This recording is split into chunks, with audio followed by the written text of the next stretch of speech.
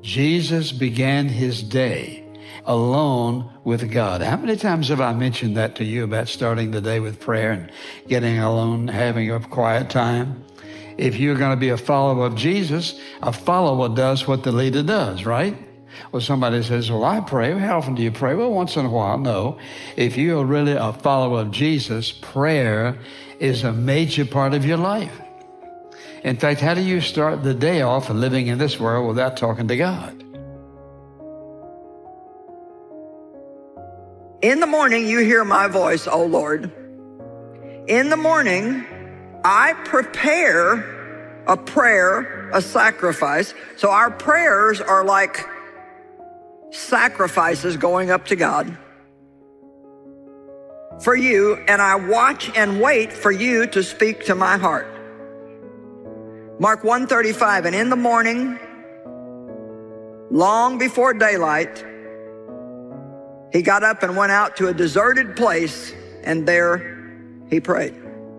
So there's evidence all over the Bible that Jesus, first thing, spent time with God. Now, hang on, before you tell me, well, I'm just not a morning person. And repent of our sin, whatever it might be. But a follower of Jesus is a person who prays and a person who listens to God as well as talk to God. What place does prayer have in your life? And how often do you take time to listen to him, or do you all do all the talking? How many of us are listening to him?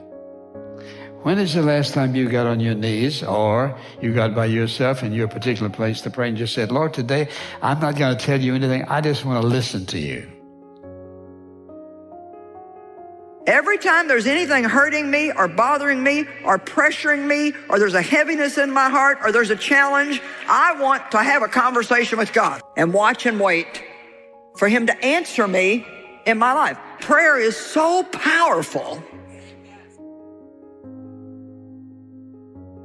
And I believe one of the greatest weaknesses among believers is failing to listen to God.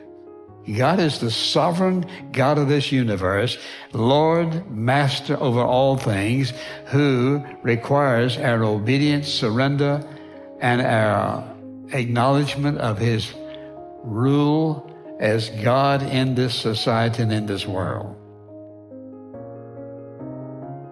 If you just are so sleepy and in such a bad humor when you get up in the morning that you just don't honestly think you could have a conversation with anybody, not even God. You say, well, I just can't do the morning thing. Okay, then how about dedicating your lunch hour or your lunch half hour to God and go spend time with him instead of sitting at the table gossiping about how unhappy you are at work with everybody else that works there. You know, if you give God time, he'll speak to you. He'll show you things, but it takes time. And whether you're a morning person or not, I want to recommend that you take some time every morning and spend it with God. You say, well, I got a house full of kids and my house is just crazy. But could you do 5 minutes? Could you do 10? I mean, if it's just something as simple as saying, Lord, I need you. I thank you that you're with me all the time. I need your help today. Going to church for an hour on Sunday morning is not enough time. Be prepared, but don't worry about tomorrow. One day at a time. Lord, give us this day our daily bread. One day at a time. Why is that? Because Jesus said, I am. Where's he at? Right now, at this very moment, he's right here with each one of us, and right with each one of you, no matter where you're at. God is with every single one of us.